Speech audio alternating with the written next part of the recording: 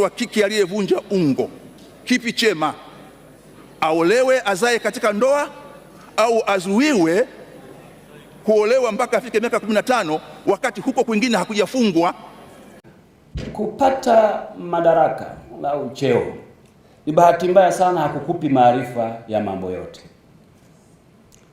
Kupata madaraka au cheo hakukufanyi kujua. Naam, hujambo mpenzi mtazamaji na karibu katika taarifa zetu za sasa.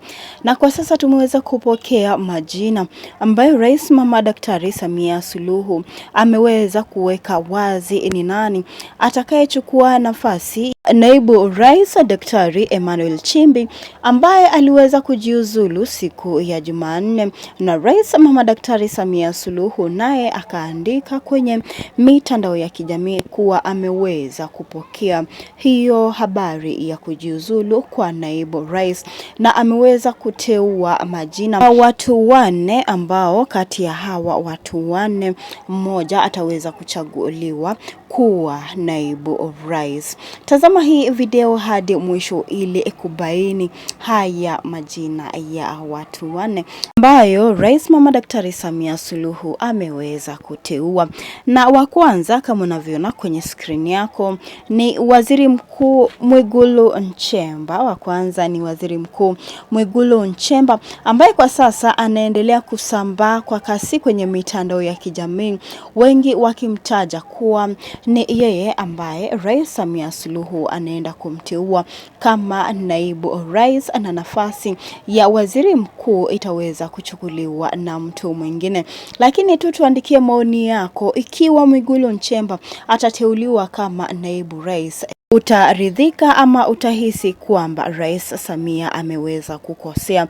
Kwa maana kwenye mitandao ya kijamii wengi wameweza kumsuta Waziri Mkuu Mwigulu Nchemba wakimtaja kuwa yeye ni kibaraka wa Rais Samia Suluhu na kuwa hakutakuwa na kazi ambayo inaendelea. Wengi pia wakimsifia Waziri Mkuu Mwigulu Nchemba na kumtaja kuwa ataweza kuchapa kazi ya naibu rais. Lakini tu tungependa kusikia kutoka kwako. Tuandikie maoni yako kuhusiana na yeye teuliwa miongoni mwa hawa 4 kama naibu rais, na pia tuandikie hapo chini unahisi ni nani atakayechukua nafasi ya naibu rais Daktari Nchimbi ambaye kwa sasa anaendelea kufanya kazi hadi mwezi wa Septemba ambapo ataweza kuweka kikomo. Kumbuka kwenye taarifa yake ama ujumbe wake kwenye mitandao ya kijamii kumwandikia Rais Mama Daktari Samia Suluhu kuwa ameweza kujiuzulu, alitaja kuwa ataendelea hadi mwezi wa Septemba. Kwa hivyo tuandikie hapo chini, tungependa kusikia kutoka kwako. Na wa pili ni huyu ambaye unamtazama kwenye screen yako, si mwingine bali ni Simba Chawane ambaye licha ya kuwa mbunge tangu mwaka wa 2005, safari yake kwenye zala ama waziri ilianza kipindi cha pili cha awamu ya 4 cha Rais mstaafu Jakaya Kikwete, ambapo aliwahi kushika nafasi kama naibu waziri wa ardhi, naibu waziri wa nishati na madini na baadaye waziri wa nishati na madini. Na katika kipindi cha awamu ya 5 cha hayati John Magufuli aliyeingia madarakani mwaka 2015, Simba Chawane aliteuliwa kama waziri TAMISEMI hadi Septemba 7 mwaka 2017 alipolazimika kujiuzulu baada ya ripoti ya kamati ya bunge ya uchimbaji wa madini ya Tanzanite na almasi iliyobaini hasara wakati wa awamu ya 4, ambapo Simba Chawane alikuwa waziri wa nishati na madini. Kutokana na ripoti hii ya bunge, Simba Chawane aliweza kujiuzulu miongoni mwa waliotajwa kuteuliwa kama naibu rais. Endelea tu kutuandikia maoni yako kuhusiana na hili swala nzima. Je, unaridhika na haya majina ambayo yameweza kuteuliwa? Na mwingine ni huyu hapa Biteko ambaye aliweza kupata elimu ya msingi kuanzia mwaka wa 1988 hadi mwaka wa 1994 shule ya msingi ya Nyaruyeye, kabla ya kujiunga na shule ya sekondari ya Sengerema kuanzia mwaka wa 1995 hadi wa 1998. Pata cheti cha ualimu katika chuo cha ualimu Katoke kilicho kilichopo wilaya Muleba mkoani Kagera kuanzia mwaka wa 1999 hadi mwaka wa 2001.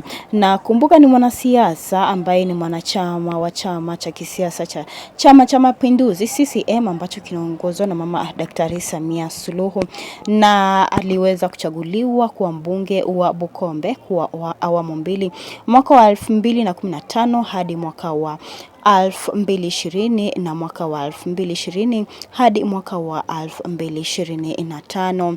Na kwa sasa pia naye anaendelea kutrenda kwenye mitandao ya kijamii, wengi wakimtaja kuwa Mama Daktari Samia Suluhu ako na nafasi kubwa ya kumteua kama naibu rais. Je, unahisi kwamba itakuwa jambo nzuri? Tuandikie hapo chini, tungependa kusikia kutoka kwako ikiwa kama unahisi kwamba huyu Biteko kama angeweza kuchaguliwa kuwa naibu rais kama itakuwa jambo zuri kwa taifa nzima.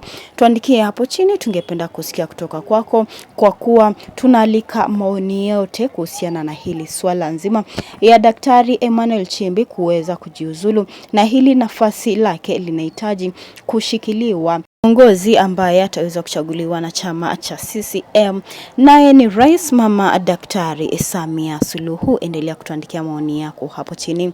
Pia usisahau kubonyeza alama ya like na subscribe hapo chini. Na mwingine ni huyo ambaye umeweza kumtazama kwenye screen yako, na Profesa Kabudi ni mwanasheria msomi na mwanasiasa wa Tanzania ambaye amewahi kuhudumu katika nafasi mbalimbali za waziri serikalini katika vyama mbalimbali, na aliweza kuzaliwa mwaka wa 1956 tarehe 24 Februari mkoani Singida, Tanzania. Ni mwanasheria na profesa pia aliyewahi kufundisha sheria katika Chuo Kikuu cha Dar es Salaam, na pia ni mbunge wa Kibosa kupitia Chama cha Mapinduzi. Na pia naye anaendelea kusambaa kwa kasi kwenye mitandao ya kijamii, wengi wakipeleka jina yake mbele kuwa ana nafasi murwa, ana nafasi zaidi ya kuteuliwa kama naibu rais. Kati ya hawa wanne ambao tuliweza kuzungumzia, je, unahisi ni nani ambaye ataweza kuchaguliwa kama naibu rais? Wengi wakimtaja sana Waziri Mkuu Mwigulu Nchemba kuwa ana nafasi kubwa sana ya yeye kuteuliwa kama naibu rais. Je, maoni yako ni yapi? Tuandikie maoni yako hapo chini, tungependa kusikia kutoka kwako kuhusiana na hili swala nzima ya nani atakayechukua nafasi ya naibu rais ambayo imeweza kuachwa na Daktari Emmanuel Nchimbi ambaye aliweza kujiuzulu siku ya Jumanne. Maoni yako ni yapi? Tuandikie hapo chini, na pia usisahau kubonyeza alama ya like na subscribe, na asante kwa kufanya hivyo. Hadi wakati mwingine.